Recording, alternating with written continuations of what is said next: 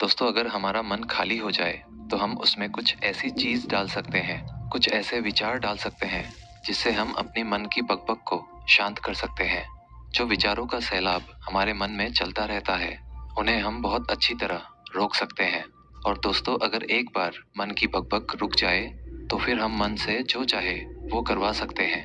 इसीलिए अगर आप मन की बकबक को शांत करवाना चाहते हो तो इस कहानी को आखिर तक जरूर सुनिएगा। एक नगर की बात है। उस नगर में एक नौजवान युवक रहता था। उसका नाम विकास था। उसे एक समस्या थी, और उसकी समस्या यह थी कि उसका मन हर समय भटकते रहता था। उसके मन में हर समय कोई ना कोई नकारात्मक विचार चलते रहते थे। उसके मन की बकबक कभी शांत नहीं होती थी। वो जब भी कुछ सोच कर करता तो कुछ अलग ही कर देता। कभी वो अपने अतीत के बारे में सोचकर पछताता था कि काश मैंने उस काम को, उस समय को कुछ ऐसा कर दिया होता, उस काम को वैसा कर दिया होता। या फिर वो अपने भविष्य के बारे में सोचता रहता और डरता रहता कि कहीं भविष्य में ऐसा हो गया तो क्या होगा, कहीं मैं असफल हो गया तो क्या होगा, अगर मुझसे कोई गलती हो गई तो लोग मेरा मजाक उड़ाना शुरू कर देंगे। और ऐसे ही कई सारे नकारात्मक और असफलता से भरे विचार उसके मन में आते रहते थे। विकास हमेशा ही अपने विचारों में खोया रहता। वह अपने विचारों से मुक्ति पाना चाहता था। विकास चाहता था कि उसके मन में कोई भी फालतू विचार कभी भी ना आए, लेकिन हर समय विचारों का सैलाब उसके मन में उठता ही रहता। इसीलिए जीवन में वो बहुत परेशान हो गया था। फिर एक दिन उसे किसी ने बताया कि यहाँ पास के ही जंगल में एक बौद्ध भिक्षु रहते हैं। उसके पास जाओ, वो तुम्हारी मानसिक समस्या का समाधान अवश्य कर देंगे। ये सुनकर विकास तुरंत ही बौद्ध भिक्षु के पास चला जाता है और अपनी सारी समस्या उन्हें बताता है। बौद्ध भिक्षु भी विकास की बातों को बड़े ही ध्यान से सुन लेते हैं और उससे कहते हैं कि तुम मुझसे क्या जानना चाहते हो। ये सुनकर विकास कहता है, हे गुरुदेव, मैं अपने मन को शांत व खाली करना चाहता हूँ। मैं आपसे ये जानना चाहता हूँ कि मन को खाली व शांत कैसे करते हैं। मेरा मन हर वक्त विचारों से भरा रहता है। मेरा ध्यान एक जगह लग ही नहीं पाता है, जिसके कारण मेरे हर काम में समस्या आ जाती है। मैं एक चीज करता हूँ तो नकारात्मक विचारों के कारण दूसरी चीज पर पहुंच जाता हूँ। मेरा मन एक जगह ठहरता ही नहीं है, और यूं ही हर दिन मेरे मन में हजारों विचार चलते रहते हैं। और ये कब होता है, क्यों होता है, मुझे कुछ पता नहीं चलता। बहुत देर बाद मुझे एहसास होता है कि मैं क्या करने बैठा था और मैं क्या कर रहा हूँ। गुरुदेव, मैं अपने मन को विचारों से खाली कर देना चाहता हूँ। मैं चाहता हूँ कि मेरे मन में एक भी विचार ना आए। जब मैं चाहूँ तभी मेरे मन में विचार आए। फिर बौद्ध भिक्षु ने कहा, किसी समस्या का समाधान तभी निकाला जाता है जब हम उस समस्या की जड़ तक पहुंच जाते हैं, समस्या को ठीक से समझते हैं और जानते हैं। आगे बौद्ध भिक्षु कहते हैं, जिस मन को तुम खाली करना चाहते हो, क्या तुमने उस मन को कभी भी थोड़ा बहुत भी समझा है, जाना है? ये सुनकर विकास ने कहा कि महाराज, मैंने अपने मन को जानने की बहुत कोशिश की है, लेकिन मैं जितना इसके बारे में जानता हूँ, मेरा मन उतना ही रहस्यमय हो जाता है। फिर बौद्ध भिक्षु ने उस युवक को एक घड़ा देते हुए कहा कि जाओ, इस घड़े में छोटे छोटे पत्थर भरकर लेकर आओ। फिर वो युवक वहां से गया और छोटे छोटे पत्थर भरकर लेकर आया और उस घड़े को बौद्ध भिक्षु के पास रख दिया। फिर बौद्ध भिक्षु ने उस युवक से कहा कि इस घड़े को तुम अपना मन समझो और इस घड़े में भरे पत्थरों को अपने विचार समझो। अब इस घड़े में और पत्थर डालो। उस युवक ने घड़े में और पत्थर डालना शुरू किया। क्योंकि घड़ा पहले से भरा हुआ था, एक दो पत्थर डालने के बाद बाकी सारे पत्थर नीचे गिरने लगे। फिर बौद्ध भिक्षु ने उस युवक से कहा, रुको जरा, ध्यान से देखो। अब घड़े में पत्थर नहीं आ रहे हैं, बल्कि पत्थर नीचे गिर रहे हैं। क्योंकि ये एक घड़ा है, जो इसमें आ सकता था वो आ गया। अब इसमें और पत्थर नहीं आएंगे।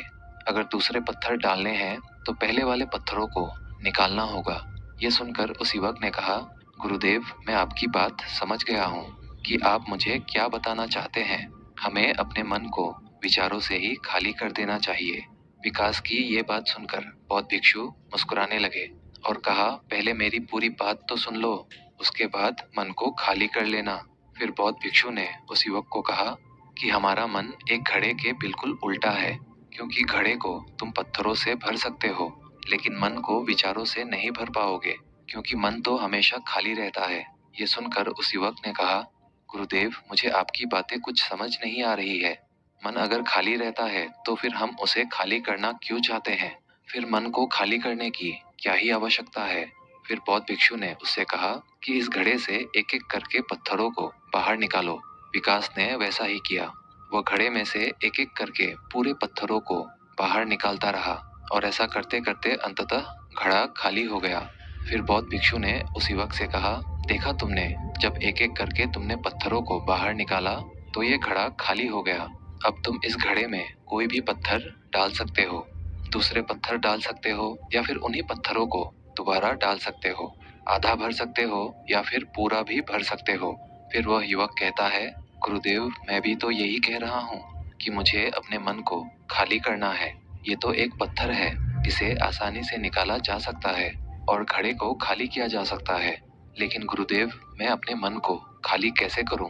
फिर बौद्ध भिक्षु ने कहा, इस घड़े में एक पत्थर डालो और दो पत्थर निकालो। ये सुनकर उस युवक ने कहा, गुरुदेव, ये कैसे हो सकता है? जब इस घड़े में एक पत्थर होगा तो एक ही पत्थर निकलेगा, दो कैसे निकलेंगे? फिर बौद्ध भिक्षु ने उससे कहा, ऐसा नहीं हो सकता है, तो ऐसा ही करो कि इस घड़े में दो पत्थर डालो और चार निकालो। विकास ने कहा, महाराज, ऐसा कैसे हो सकता है? ये कोई चमत्कारिक घड़ा तो है नहीं कि एक डालो तो दो निकल आएंगे, दो डालो तो चार निकल आएंगे। यह सुनकर बौद्ध भिक्षु ने कहा, ये घड़ा तो चमत्कारिक नहीं है, लेकिन तुम्हारा मन तो चमत्कारिक है।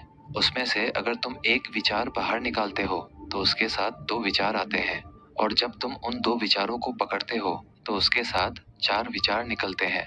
और फिर ऐसा करते करते विचारों की एक लंबी श्रृंखला बन जाती है और फिर तुम कहीं नहीं रुकते, एक के बाद एक विचारों को पकड़ते जाते हो। यह मिट्टी का घड़ा तो पत्थरों से भर जाएगा, लेकिन तुम्हारा मन कभी नहीं भरता। वो हमेशा खाली है, लेकिन वह खाली नहीं करता। ये इस मन की माया है कि सब कुछ है लेकिन फिर भी कुछ नहीं। फिर उस युवक ने कहा, गुरुदेव, मैं आपकी बात समझ रहा हूँ, लेकिन क्या मैं हमेशा अपने विचारों के जाल में ही फंसा रहूंगा? क्या मन के इस मायाजाल से निकलने का कोई रास्ता नहीं है? फिर बौद्ध भिक्षु ने कहा, इस मिट्टी के घड़े में आधे पत्थर भर दो। फिर उस युवक ने ऐसा ही किया।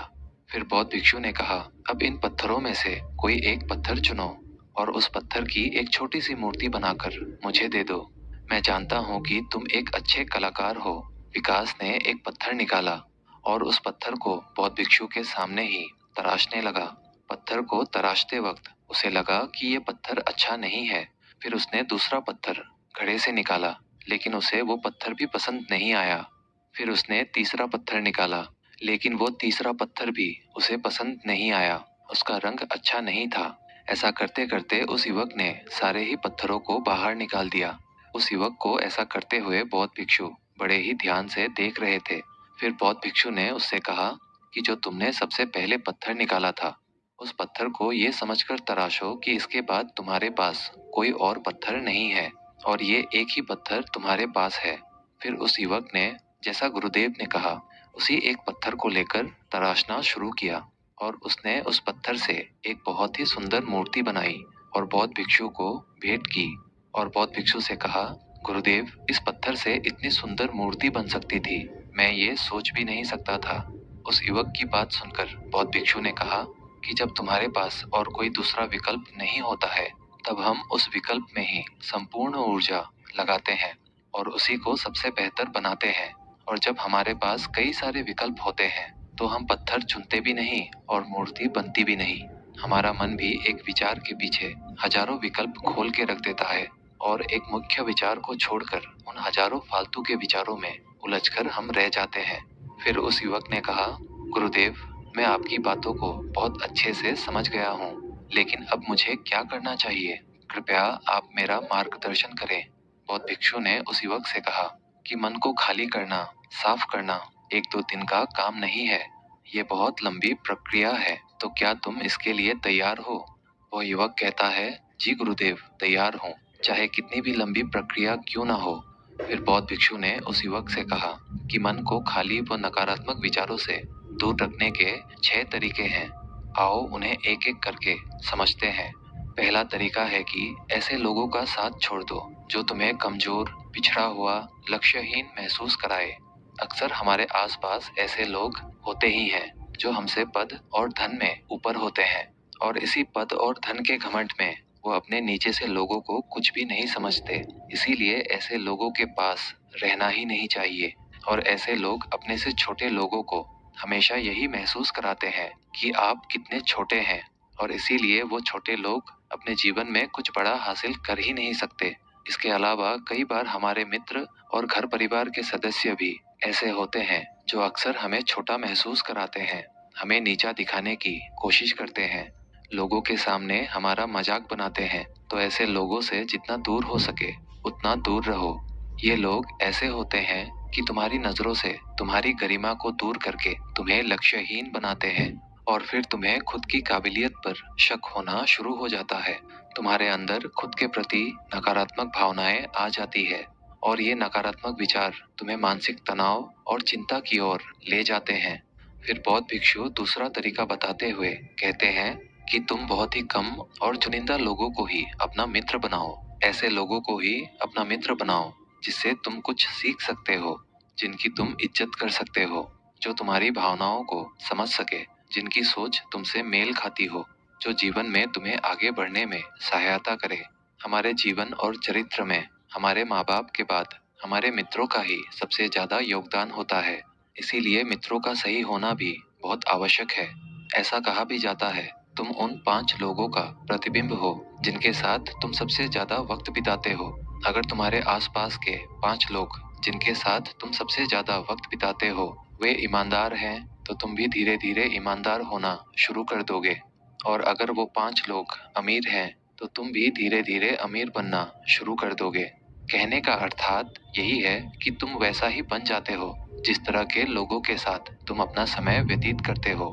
किसी महान दार्शनिक ने कहा था कि तुम मुझे किसी भी इंसान के मित्रों से मिलवा दो, मैं उसके मित्रों को देखकर उस इंसान का भविष्य बता दूंगा।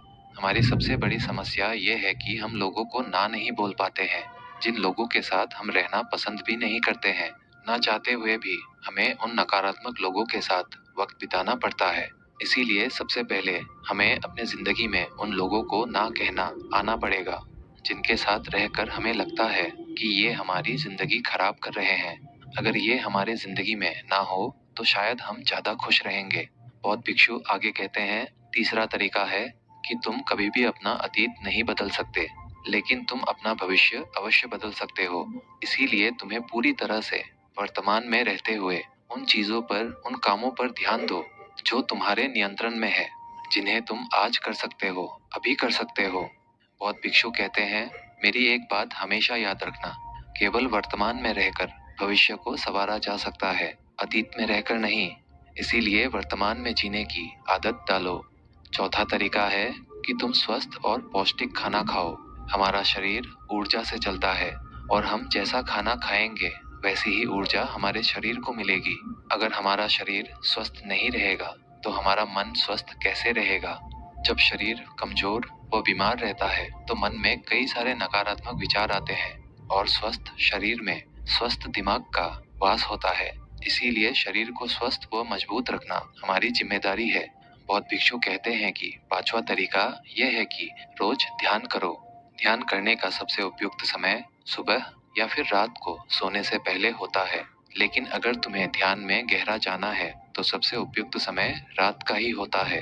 रात में सोने से पहले ध्यान करने से नींद में भी सुधार होता है और बहुत गहरी नींद आती है। ध्यान करने के लिए तुम अपनी सांसों पर ध्यान केंद्रित कर सकते हो, या फिर तुम अपने मन में उठने वाले विचारों पर भी अपना ध्यान केंद्रित कर सकते हो। मन में उठने वाले विचारों पर ध्यान केंद्रित करने से ध्यान करने वालों का ज्यादा फायदा होता है, क्योंकि इसमें आसानी से गहरे ध्यान में उतरा जा सकता है। अगर तुम ध्यान नहीं कर सकते हो तो रोज खुद के साथ अकेले में वक्त बिताओ, खुद के व्यवहार को समझो, देखने की कोशिश करो कि मन में किस तरह के विचार उठ रहे हैं और क्यों उठ रहे हैं। बौद्ध भिक्षु आगे बताते हुए कहते हैं, छठा तरीका है कि तुम नए नए जगह घूमने जा सकते हो, क्योंकि एक पुरानी कहावत है कि एक लंबी यात्रा आपको 100 किताबों के बराबर ज्ञान देती है। गौतम बुद्ध अपने जीवन काल में 9 महीने लगातार घूम रहे थे। उनके भ्रमण करने का यही कारण था कि नए नए जगह जाने से ज्ञान की प्राप्ति के साथ साथ मन को एक नयापन भी प्राप्त होता है। नई जगह घूमने जाने पर हमारा मन उत्साहित रहता है। फिर बौद्ध भिक्षु कहते हैं, मन के जाल में कभी मत फंसो। मन को खाली करने की कोशिश मत करो। जीवन में ध्यान करना सीखो। अपने ध्यान को केंद्रित करो। अपने ध्यान में एकाग्रता लाओ और जीवन में जो कर रहे हो उसे पूरी मेहनत के साथ अंतिम समझ कर करो। उस काम को ऐसे करो कि उसके बाद तुम्हें और कुछ नहीं करना है। और जब फिर दूसरे विचार पर कार्य करो तो बस उसी पर कार्य करो, किसी तीसरे विचार पर नहीं। मन के मायाजाल से निकलना इतना आसान नहीं, लेकिन ध्यान करने से सब कुछ पाया जा सकता है। दोस्तों, आशा करते हैं आज की इस कहानी से आपने जरूर कुछ ना कुछ मूल्यवान सीखा होगा। कहानी अच्छी लगी हो तो वीडियो को एक लाइक और चैनल को सब्सक्राइब जरूर कर दीजिएगा। मिलते हैं अगले वीडियो में, तब तक के लिए धन्यवाद।